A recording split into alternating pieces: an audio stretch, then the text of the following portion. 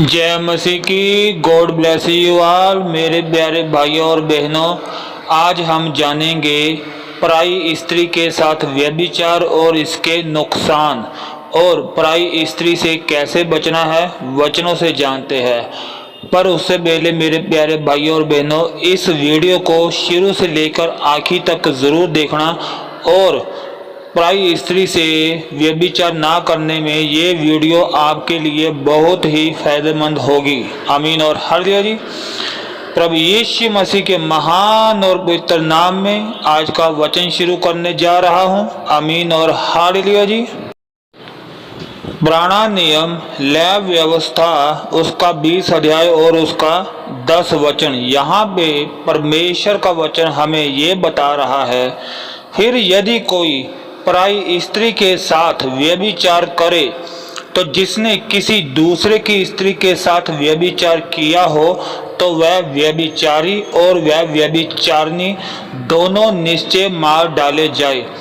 तो मेरे प्यारे भाइयों और बहनों, अगर आप एक मसीही हो या आप मसीही ना भी हो, तो खुदा का वचन क्या कह रहा है कि यदि कोई एक मनुष्य किसी पराई स्त्री के साथ व्यभिचार नाजायज शारीरिक संबंध बनाता है, तो जिसने किसी दूसरी की स्त्री के साथ व्यभिचार किया हो तो वह व्यभिचारी और वह व्यभिचारिणी दोनों निश्चय मार डाले जाए।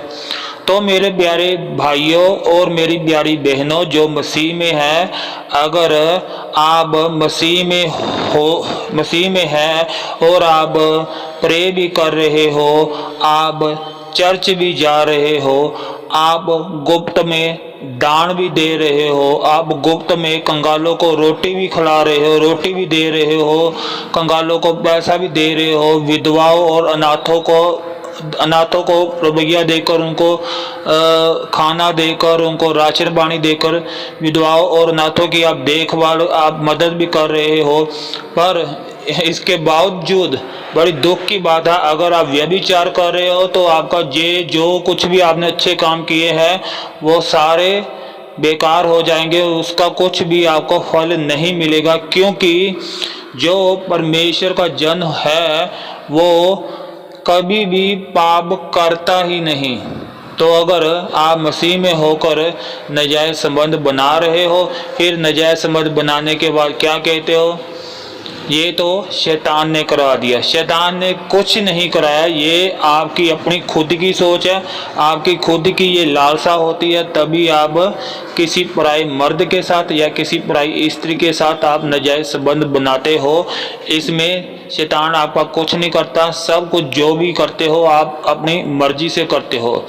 इसलिए मेरे प्यारे भाइयों और बहनों, अपने आप को धोखा देना बंद कर दो, और पराई स्त्री के साथ एक मर्द, एक मसीही किसी भी पराई स्त्री के साथ, और एक मसीही लड़की किसी भी पराई मर्द के साथ कोई भी नाजायज शारीरिक संबंध ना बनाए। आमीन और हालेलुया जी। नहीं तो आप अंत में क्या होगा, अगर आप नाजायज संबंध बना रहे हो तो अंत में न्याय के दिन क्या होगा, चाहे आपने जितनी मर्जी रोज दिन रात प्रे किया है, दान पुण्य किया है, लोगों की मदद की है, इसका कोई फल नहीं मिलेगा, क्योंकि इसके साथ साथ आपने क्या किया, व्यभिचार किया, पाप किया, नाजायज संबंध बनाए। तो न्याय के दिन आप 100% नरक की आग में डाले जाओगे। तो नरक की आग में जाने से बचने के लिए व्यभिचार आज ही छोड़ दो।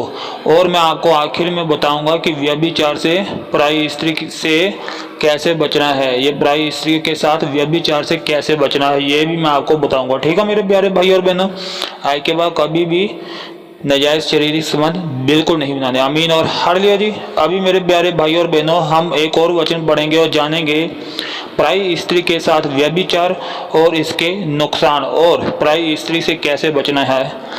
आमीन और हालेलुया जी। पुराना नियम नीति वचन उसका 2 अध्याय और उसका 2 वचन, 16 वचन, 18 वचन और 19 वचन। यहाँ पे परमेश्वर का वचन हमें ये सिखा रहा है और ये बता रहा है, और बुद्धि की बात ध्यान से सुने और समय की बात मन लगाकर सोचे, तब तू पराई स्त्री से भी बचेगा जो चिकनी चुपड़ी बातें बोलती है, उसका घर मृत्यु की ढलान पर है और उसकी डगरें मरे हुओं के बीच पहुंचाती है। जो उसके पास जाते हैं उनमें से कोई भी लौटकर नहीं आता और ना वे जीवन का मार्ग पाते हैं। तो मेरे प्यारे भाइयों और बहनों, आप जितने भी मसीह में हो, इस वचन को बड़ा गौर से देखे और गौर से समझे, ध्यान लगाकर समझे। यहाँ पर खुदा का वचन क्या बोल रहा है कि बुद्धि की बात ध्यान से सुने और समय की बात मन लगाकर सोचे, तब तू पराई स्त्री से भी बचेगा जो चिकनी चुपड़ी बातें बोलती है। पराई स्त्री क्या करती है? वो किसी लड़के के साथ व्यभिचार करने के लिए बहुत मीठी मीठी बातें, बहुत चिकनी चुपड़ी बातें बोलती है और वो जो लड़का मसीह में है सामने, वो फिसल जाता है उसकी चिकनी चुपड़ी बातें सुनकर। भी तू तो बड़ा सुंदर लग रहा है, तू बड़ा देखने में अच्छा लग रहा है, भी मैं भी सुंदर हूँ, हम दोनों व्यभिचार करते हैं, कितना अच्छा तुम्हें लगेगा, कितना अच्छा मुझे लगेगा। तो खुदा का वचन यही कह रहा है मेरे भाइयों, तब तू पराई स्त्री से भी बचेगा जो चिकनी चुपड़ी बातें बोलती है। इसलिए मेरे प्यारे भाइयों और बहनों, पराई स्त्री की चिकनी और चुपड़ी बातों पर कभी मत आना। और खुदा का वचन आगे क्या कहता है? उसका घर मृत्यु की ढलान पर है और उसकी डगरें मरे हुओं के बीच पहुंचाती है। तो यहाँ पे खुदा का वचन हमें क्या बता रहा है? नीति वचन 2 अध्याय और उसका 18वां वचन में यहाँ पे खुदा का वचन हमें बता रहा है कि पराई स्त्री का घर मृत्यु की ढलान पर है और उसकी डगरें मरे हुए के बीच पहुंचाती है। और जो ऐसी पराई स्त्री के पास जाता है वो नरक में पहुंचता है। जहाँ वहाँ लिखा हुआ है उसकी डगरें मरे हुए के बीच पहुंचाती है। तो पराई स्त्री का घर, जो पराई स्त्री होती है वो उसका घर मृत्यु की ढलान पर है और पराई स्त्री के पास जाने वाला लड़का हमेशा नरक के बीच पहुंचता है पराई स्त्री के कारण। और वचन आगे क्या कहता है? नीति वचन 2 अध्याय और उसका 19 वचन, जो उसके पास जाते हैं उनमें से कोई भी लौटकर नहीं आता। यानी कि जो मसीही विश्वासी किसी पराई स्त्री के पास जाकर व्यभिचार करता है, नाजायज संबंध बनाता है, तो खुदा का वचन कहता है वो वापस लौटकर नहीं आता, वो खुदा के पास वापस नहीं आता, क्योंकि उसको इसकी आदत लग जाती है पराई स्त्री के साथ व्यभिचार करने के लिए, नाजायज संबंध बनाने के लिए मसीही बंदा डूब जाता है पराई स्त्री के साथ मजे करने के लिए। देखो, मुझे ये शब्द यूज करने पड़ रहे हैं, परंतु मुझे दुख की बात है, मैं ये यूज करूंगा क्योंकि आपको समझाने के लिए मुझे ये बोलना पड़ रहा है।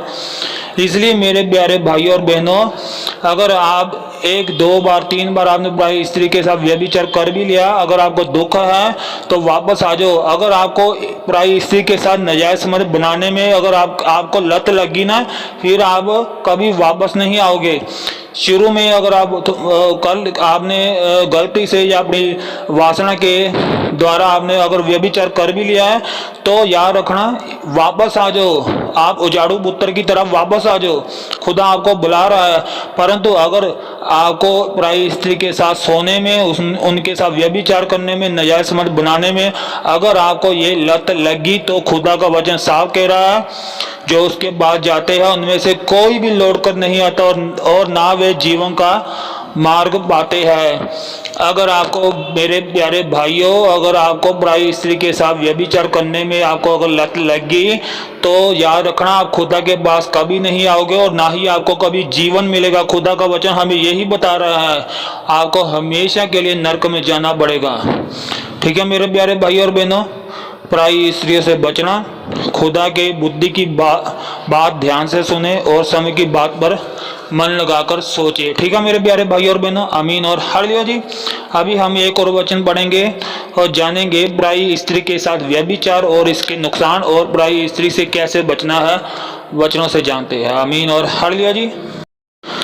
पुराना नियम नीति वचन उसका 5 अध्याय और उसका 1 से 8 वचन तक हम पढ़ते हैं। हे मेरे पुत्र, मेरी बुद्धि की बातों पर ध्यान दे और समझ की ओर कान लगा। जिससे तेरा विवेक सुरक्षित बना रहे और तू ज्ञान के वचनों को थामे रहे, क्योंकि पराई स्त्री के ओंठों से मधु टपकता है और उसकी बातें तेल से भी अधिक चिकनी होती है, परंतु इसका परिणाम नागदोना सा कड़वा और दुधारी तलवार सा पहना होता है। उसके पांव मृत्यु की ओर बढ़ते हैं और उसके पग अधोलोक तक पहुंचाते हैं, इसलिए उसे जीवन का समदर पथ नहीं मिल पाता है। उसके चाल चलन में चंचलता है, परंतु उसे वह आप नहीं जानती। इसलिए अब हे मेरे पुत्रों, मेरी सुनो और मेरी बातों से मुंह ना मोड़ो। ऐसी स्त्री से दूर ही रहे, उसकी डेड़ी के पास भी ना जाना। तो मेरे प्यारे भाइयों और बहनों, पुराना नियम नीति वचन 5 अध्याय और उसका 1 से 8 वचन हमें ये सिखा रहा है कि पराई स्त्री होती है, मेरे भाइयों, जो भी कोई पराई स्त्री आप देखते हैं, खुदा का वचन कहता है पराई स्त्री के होंठों से मधु टपकता है। आप समझ रहे हो ना, उसके होंठों से एक मिठास टपकती है जो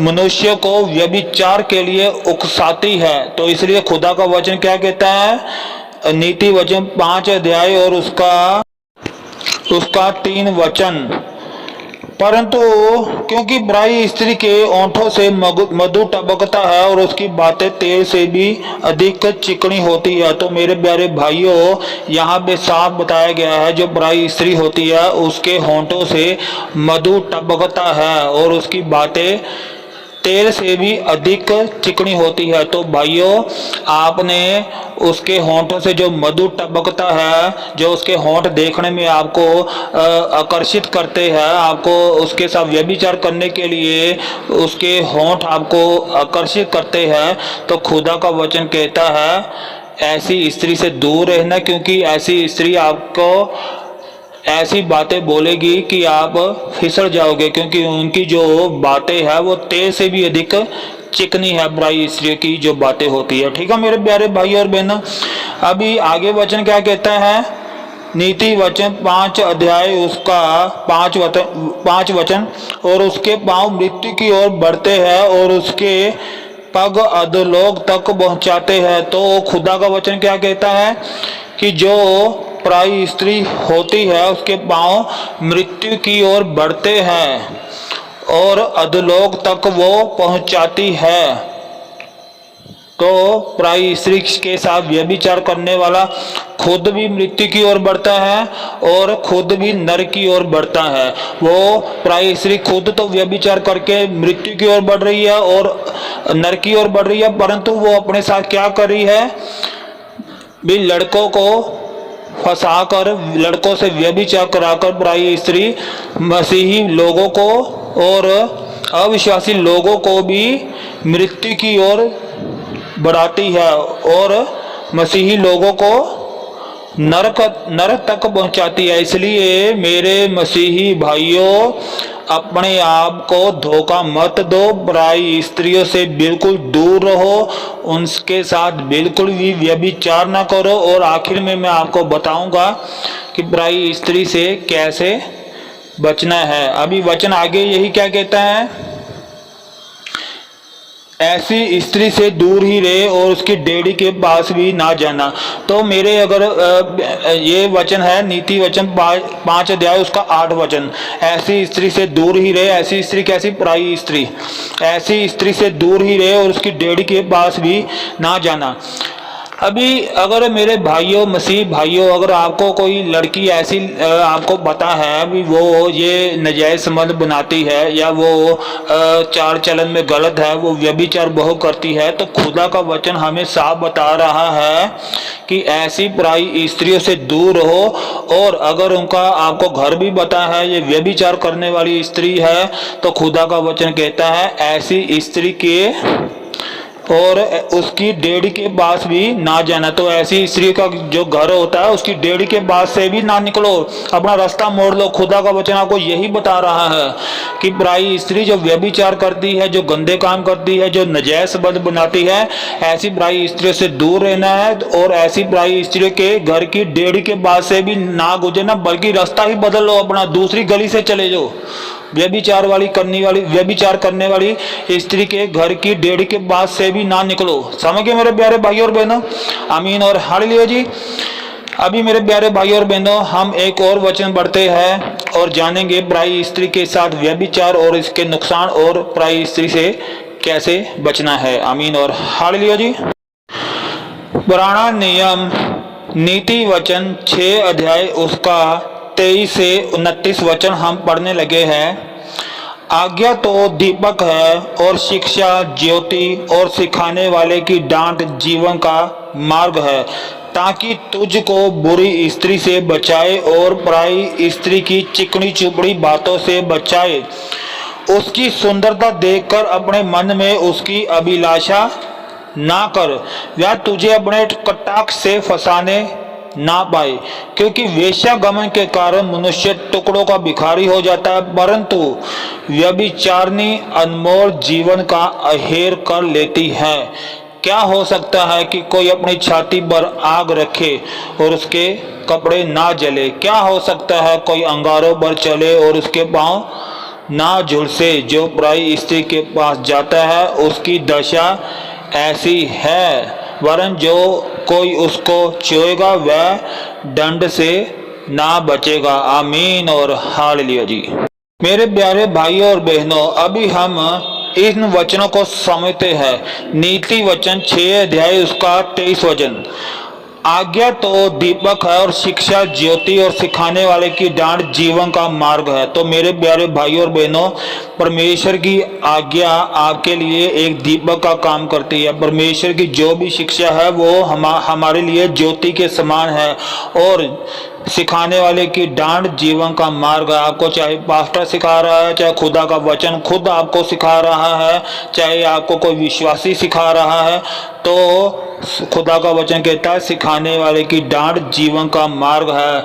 जो आपको परमेश्वर के वचन सिखा रहा है वो समझ लो आपको जीवन के पास लेकर जा रहा है। खुदा परमेश्वर प्रभु यीशु मसीह के पास लेके जा रहा है। इसलिए परमेश्वर की आज्ञा, परमेश्वर की शिक्षा, सिखाने वाली की डांट आपके लिए फायदेमंद है और आपको जीवन का मार्ग ही ये बताएंगे। ठीक है मेरे प्यारे भाई और बहनों, अभी नीति वचन 6 अध्याय उसका 24 वचन, ताकि तुझको बुरी स्त्री से बचाए और पराई स्त्री की चिकनी चुपड़ी बातों से बचाए। इसलिए खुदा की आज्ञा को मानो, खुदा की शिक्षा को मानो और सिखाने वालों की बातों पर भी ध्यान दो।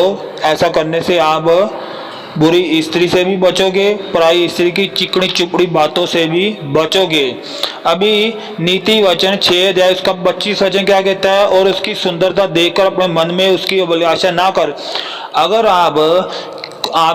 आप एक विश्वासी भाई हो, अगर आपके पास कोई पराई स्त्री आ जाती है, चाहे आपकी रिश्तेदारी में कोई पराई स्त्री आ जाती है, आपके पड़ोस से कोई पराई स्त्री आ जाती है, आपके शॉप पर कोई पराई स्त्री आ जाती है, आपके ऑफिस में कोई पराई स्त्री आ जाती है, आपको सड़क में कोई पराई स्त्री दिखने लगती है, आपके कहीं पे भी आपको कोई पराई स्त्री दिखने लगती है, तो खुदा का वचन कहते हैं उसकी सुंदरता देखकर अपने मन में उसकी अभिलाषा ना कर। तो इसलिए मेरे प्यारे भाइयों, मेरे विश्वासी भाइयों, अगर आपके आसपास कोई भी पराई स्त्री है, चाहे वो आपकी रिश्तेदारी में है, चाहे वो आपकी आस पड़ोस में है, चाहे वो आपके ऑफिस में है, चाहे वो आपकी शॉप में है, आप उस पराई स्त्री की सुंदरता को देखकर अपने मन में उसकी अभिलाषा ना करना। उसकी अभिलाषा मतलब उस पराई स्त्री की सुंदरता को देखकर उसके साथ व्यभिचार करने की अभिलाषा ना रखना अपने मन में, उसके साथ नाजायज संबंध बनाना, गंदे काम करने की अभिलाषा अपने मन में ना रखना। ठीक है मेरे प्यारे भाई और बहनों, अभी हम आगे बढ़ते हैं। वह तुझे कटाक्ष से फंसाने ना पाए। तो खुदा का वचन कहता है कि बुराई स्त्री की सुंदरता तुम्हें फंसाने ना पाए। आप लोग फंस जाओगे। कैसे फंसोगे? उसकी सुंदरता देखकर आप उसके साथ नाजायज संबंध बनाओगे और हमेशा के लिए नरक की आग में चले जाओगे। तो ऐसे सुंदरता का मजा लेने का आपको क्या फायदा हुआ कि आप हमेशा के लिए नरक में चले गए। तो इसलिए उसकी सुंदरता देखकर उसके साथ नाजायज संबंध बनाने की अभिलाषा अपने मन में बिल्कुल ना रखना और उसकी सुंदरता आपको बिल्कुल भी फंसाने ना पाए। और आगे वचन क्या कहता है? नीति वचन 6 अध्याय उसका 26 वचन, क्योंकि वेश्यागमन के कारण मनुष्य टुकड़ों का भिखारी हो जाता है। यहाँ पे वचन हमें ये कह रहा है कि अगर एक विश्वासी बंदा, एक विश्वासी लड़का किसी वेश्या के पास जाता है तो वो अपनी सारी संपत्ति उस वेश्या के साथ नाजायज संबंध बनाकर अपनी सारी संपत्ति खत्म कर देता है। तो इसलिए खुदा का वचन कहता है वह भिखारी हो जाता है जो वेश्या के पास जाता है, क्योंकि वेश्यागमन के कारण मनुष्य टुकड़ों का भिखारी हो जाता है। अभी वचन आगे बढ़ते हैं। परंतु व्यभिचारिणी अनमोल जीवन का हेर कर लेती है। व्यभिचारिणी कौन है? जो नाजायज संबंध बनाती है।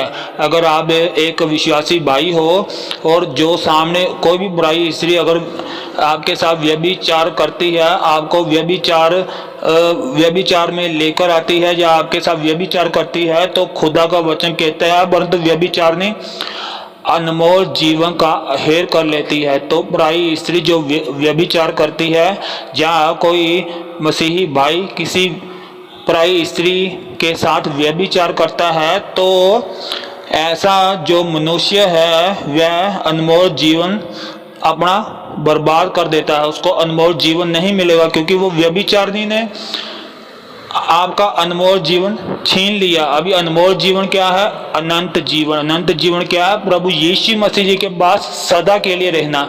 ये आपका अनमोल जीवन व्यभिचारिणी छीन लेती है।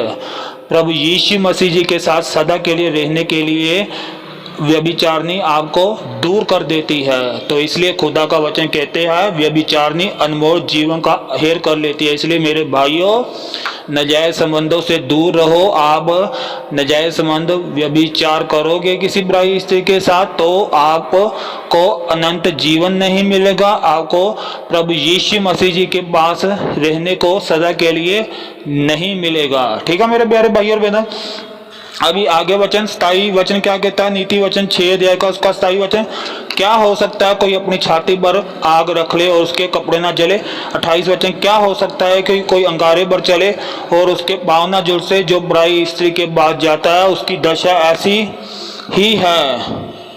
आप भाई समझ गए? जो बुराई स्त्री के साथ जाता है, हमें नरक में हमारे पाँव झुलसेंगे, हमारे नरक में हमारा शरीर भी झुलस जाएगा। इसलिए बुराई स्त्री के पास मत जाओ।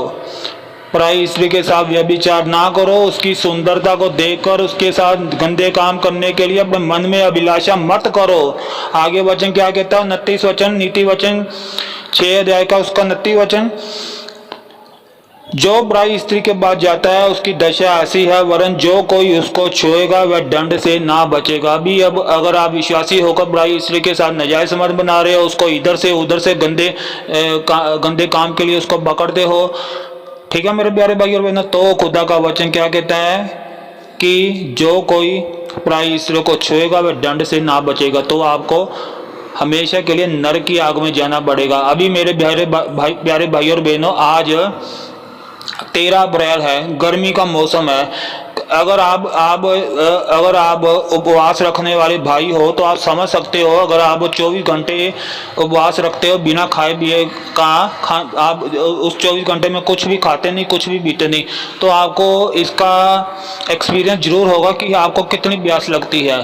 तो अगर आप बुराई स्त्री से व्यभिचार कर रहे हो तो ये समझ लो जब आपको नरक में जाना पड़ेगा, वहाँ आपको भूख भी लगेगी, वहाँ आपको प्यास भी लगेगी, पर वहाँ पर घोर अंधकार होगा, रोना पीटना दांत पीसना, और वहाँ पे आपको भूख भी लगेगी, प्यास भी लगेगी, और आपका मन भी मचलेगा। मन ऐसे मचलेगा कि आप मौत मांगोगे पर मौत नहीं मिलेगी। आप वो दुख से छुटकारा पाना चाहोगे, उस आप मरना चाहोगे, परंतु आपको ना तो उस दुख से छुटकारा मिलेगा नरक की आग से, ना ही आपको वहां मौत मिलेगी, और आपको वहां नरक की आग में प्यास भी लगेगी, आपको वहां पर भूख भी लगेगी, ना आपको वहां कोई पानी देने वाला होगा, ना ही आपको वहां पे रोटी देने वाला होगा, ना ही आपकी वहां पे कोई फरियाद सुनने वाला होगा, ना ही आपका वहां, ना ही नरक की आग में आप पर कोई दया की जाएगी। आपकी जो आप पर जो दया की जाएगी वो इसी वक्त है जब आप जिंदे हो, मरने के बाद आप पर कोई दया नहीं होगी। इसलिए अगर आप जीवित हो, आप पराई स्त्री के साथ दूर रहो। नरक की आग व्यभिचारियों के लिए उड़ीक कर रही है।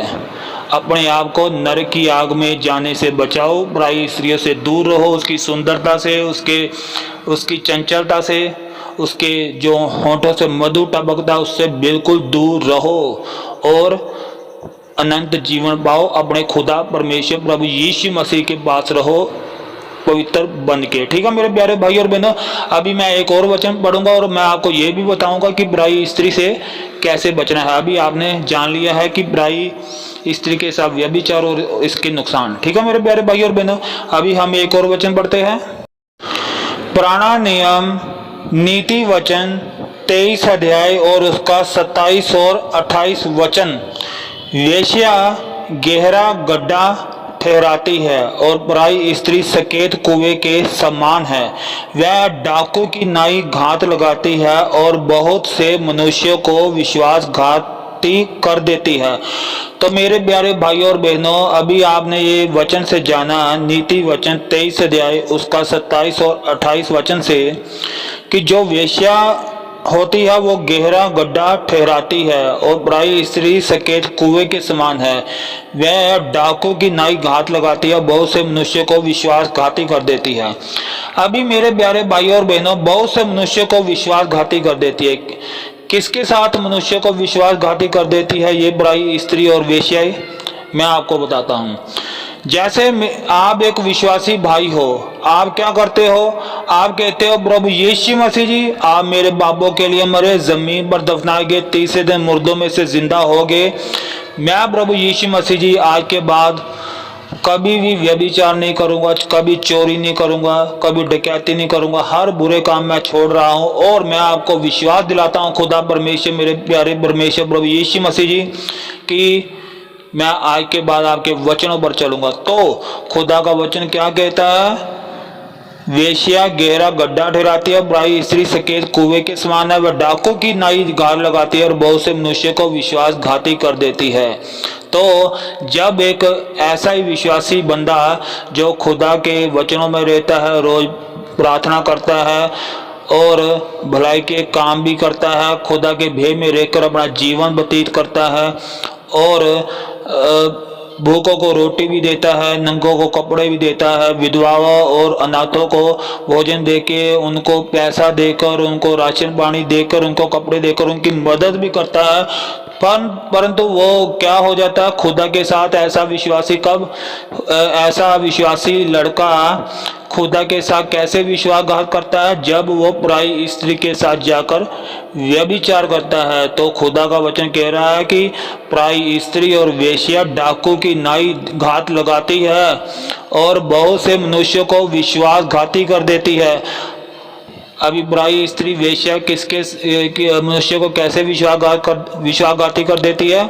खुदा के साथ विश्वासघाती कर देती है। हमारा परमेश्वर के साथ जो हमने वादा किया होता है, जो हमने परमेश्वर को विश्वास दिलाया होता है, परमेश्वर आज के बाद हम व्यभिचार नहीं करेंगे, तो पराई स्त्री हमारे साथ व्यभिचार करती है और हम खुदा की नज़रों में हम विश्वासघाती हो जाते हैं। इसलिए मेरे प्यारे भाइयों और बहनों, पराई स्त्री आपको खुदा के साथ बिल्कुल भी विश्वासघात ना करने दे। पराई स्त्रियों के साथ, वेश्यों के साथ बिल्कुल दूर रहे, इनके साथ बिल्कुल भी नाजायज संबंध ना बनाए, क्योंकि ये डाकू की नाई घात लगाकर बैठती है और आपको, मनुष्यों को विश्वासघाती कर देती है। ठीक है मेरे प्यारे भाई और बहनों, अभी मैं आपको आखिर में ये भी बताऊंगा कि कैसे पराई स्त्री से कैसे बचना है। आमीन और हालेलुया जी। प्राणायाम नीति वचन 7 अध्याय सारा पढ़ेंगे। ठीक है मेरे प्यारे भाई और बहनों। हे मेरे पुत्र, मेरी बातों को माना कर और मेरी आज्ञा को अपने मन में रख छोड़। मेरी आज्ञा को मान, इससे तू जीवित रहेगा। और मेरी शिक्षा को अपनी आंख की पुतली जान, उनको अपनी उंगलियों में बांध और अपने हृदय की पट्टियां पर लिख ले। बुद्धि से कह कि तू मेरी बहन और समय को अपनी साथिन बना, तब तू पराई स्त्री से बचेगा जो चिकनी चुपड़ी बातें बोलती है। मैंने एक दिन अपने घर की खिड़की से अर्थात अपने झरोके से झांका। यहाँ पे सुलेमान जो राजा है वो बोल रहा है, मैंने एक दिन अपने घर की खिड़की से अर्थात अपने झरोके से झांका, तब मैंने भोले भाले लोगों में से एक निर्बुद्धि जवान को देखा। अभी भोले भाले लोगों में से निर्बुद्धि जवान कौन है? जिसके पास बुद्धि नहीं है वो निर्बुद्धि जवान कौन है? वचन से जानते हैं। वह उस स्त्री के घर के कोने के पास की सड़क पर चला जाता था जो उसने उसके घर का मार्ग लिया। उस समय दिन ढल गया और संध्या काल आ गया, वरन रात का घोर अंधकार छा गया था। और उससे एक ऐसी स्त्री मिली जिसका भेष वेश्या का सा था और वह बड़ी धूर्त थी। वह शांति रहित और चंचल थी और अपने घर में ना ठहरती थी। कभी वह सड़क में कभी चौक में पाई जाती और एक कोने पर वह बाढ़ जोती थी। तब उसने उस जवान को पकड़कर चूमा और निर्लज्जता की चेष्टा करके उससे कहा, मुझे मेल बलि चढ़ाने थे और मैंने अपनी मन्नतें आज ही पूरी की है। इस कारण मैं तुझसे भेंट करने को निकली। मैं तेरे दर्शन की खोजी थी, सो अभी पाया है। मैंने अपने पलंग के बिछोने पर मिस्र के बेल बूटे वाले कपड़े बिछाए हैं। मैंने अपने बिछोने पर गंधरस, अगर और दालचीनी छिड़की है। इसलिए अब चल, हम प्रेम से भोर तक जी बहलाते रहे, हम परस्पर की प्रीति से आनंदित रहे। क्योंकि मेरा पति घर में नहीं है, वह दूर देश को चला गया है। वह चांदी की थैली ले गया है और पूर्णमासी को लौट आएगा। ऐसी ही बातें वह कह कर उसने उसको अपनी प्रबल माया में फंसा लिया और अपनी चिकनी चुपड़ी बातों से उसको अपने वश में कर लिया। वह तुरंत उसके पीछे हो लिया जैसे बैल कसाई खाने को, वह जैसे बेड़ी पहने हुए कोई मूड़ ताड़ना पाने को जाता है। अंत में उस जवान का कलेजा तीर से भेदा जाएगा और वह उस चिड़िया के समान है जो फंदे की ओर वेग से उड़े और ना जानती हो कि उसमें मेरे प्राण जाएंगे। अब हे मेरे पुत्रों, मेरी सुनो और मेरी बातों पर मन लगाओ। तेरा मन ऐसी स्त्री के मार्ग की ओर ना फिरे और उसकी डगरों में भूल कर ना जाना, क्योंकि बहुत लोग, अभी ध्यान से सुनना, क्योंकि बहुत लोग उसके मारे पड़े हैं। उसके घात किए हुओं की एक बड़ी संख्या होगी। उसका घर अधोलोक का मार्ग है, वह मृत्यु के घर पहुंचाता है। खुदा का वचन साफ कह रहा है कि निर्बुद्धि जवान वो होता है जो किसी पराई स्त्री की चिकनी चुपड़ी बातों में आकर उसके साथ व्यभिचार करता है। तो खुदा का वचन क्या कहता है कि उसकी डगरों में भूल कर ना जाना। ऐसी स्त्रियों के डगरों में, उसके घरों में या ऐसी स्त्रियों के पास भी मत जाना, क्योंकि बहुत लोग उसके मारे बड़े हैं। उसके घात किए हुओं की एक बड़ी संख्या होगी, यानी कि बुराई स्त्रियों द्वारा जो व्यभिचार में लोगों को फंसाती है। ऐसे लोग घात किए हुए जैसे नरक में बड़े हुए होंगे। तो ऐसे, इसलिए मेरे प्यारे भाइयों और बहनों, अभी वचन आगे क्या कहता है, उसके घात किए हुए की बड़ी संख्या होगी। उसका घर अधलोक का मार्ग है। अभी अधलोक क्या है? नरक का मार्ग क्या है? पराई स्त्री के साथ व्यभिचार करना। इसलिए खुदा का वचन कहता है कि उसके घात किए हुए की बड़ी संख्या होगी। उसका घर अधलोक का मार्ग है, वह मृत्यु के घर में पहुंचाता है। इसलिए अब मेरे विश्वासी भाइयों, अगर आप प्रभु यीशु मसीह जी में और उनके प्यारे पिता परमेश्वर जी में और पवित्र आत्मा जी में विश्वास रखते हैं, तो अपने आप को पराई स्त्री से दूर रखो, उनके साथ व्यभिचार ना करो। क्योंकि व्यभिचारनी जो लड़की होती है उसका घर अधोलोक नरक का मार्ग है। जो व्यभिचारी स्त्री के साथ सोता है, उसके साथ गंदा काम करता है, तो वो समझ लो नरक में ही जा रहा है, ऐसा विश्वासी भाई, तो वो मृत्यु के घर में पहुंचाता है। तो ऐसे सब विश्वासी भाई नरक की आग में जाएंगे।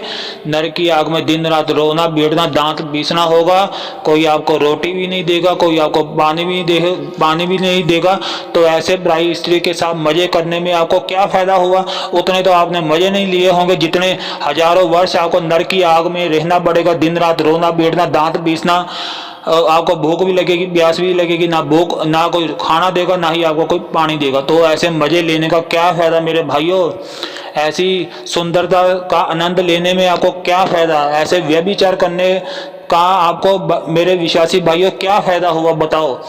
अभी मेरे प्यारे भाइयों और बहनों, अगर आपने पराई स्त्रियों से व्यभिचार के लिए बचना है तो आपको मैं सीधी सी बात बताता हूँ। चाहे आपकी रिश्तेदारी में कोई जितनी भी लड़कियां हैं उनके पास बैठना बिल्कुल बंद कर दो। आपकी आस पड़ोस की जितनी भी लड़कियां हैं उनके साथ बातें करने बिल्कुल बंद कर दो। आपके ऑफिस में जितनी भी लड़कियां हैं उनके साथ बिल्कुल भी मत बैठो, ना उनसे बात करो, ना बिल्कुल ना बैठो। फिर जब आप बोलोगे ऐसे कैसे, फिर बैठो। अगर आप बैठोगे फिर आप उसकी सुंदरता को देखकर अपने मन में अभिलाषा करोगे, फिर गंदे काम करोगे, फिर नरक में जाओगे।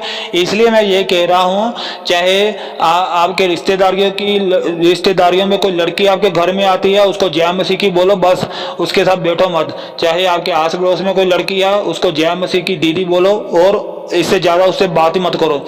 आपके ऑफिस में कोई भी लड़की है, औरतें हैं, उसको जय मसीह की बोलो, उससे ज़्यादा उनके साथ बिल्कुल ना बैठो, ना ही उनके साथ कोई बात करो। इस तरह करने से आप लोग पराई स्त्रियों से व्यभिचार करने में बच जाओगे। नहीं तो अगर आप बैठोगे तो आपके मन में उनकी सुंदरता देखकर आपके मन में उनके लिए अभिलाषा जाग उठेगी और आप व्यभिचार करते जाओगे और आप नरक की आग में जाओगे। इसलिए मेरे प्यारे भाई और बहनों, लड़कियों के साथ बैठना बंद कर दो। चाहे वो रिश्तेदारियों की लड़की है, चाहे आस पड़ोस की लड़कियां हैं, चाहे वो ऑफिस में, चाहे वो दुकानदार के पास कोई लड़कियां आती है, उनको बिल्कुल भी गंदी नज़र से ना देखो, ना ही उनके साथ कोई दोस्ती करो। ठीक है मेरे प्यारे भाई और बहनों, इसलिए इस तरह आप पराई स्त्री के साथ व्यभिचार करने से बचोगे। आमीन और हालेलुया जी। मेरे प्यारे भाइयों और बहनों, आज मैं विश्वास करता हूं कि परमेश्वर के वचनों से और उनके प्यारे पुत्र प्रभु यीशु मसीह के वचनों से आज आपको भी बहुत कुछ सीखने को मिला और मुझे भी बहुत कुछ सीखने को मिला। और पिता परमेश्वर जी ने और उनके प्यारे पुत्र प्रभु यीशु मसीह जी ने आपको भी बहुत आशीष दी है और मुझे भी बहुत आशीष दी है। और आज के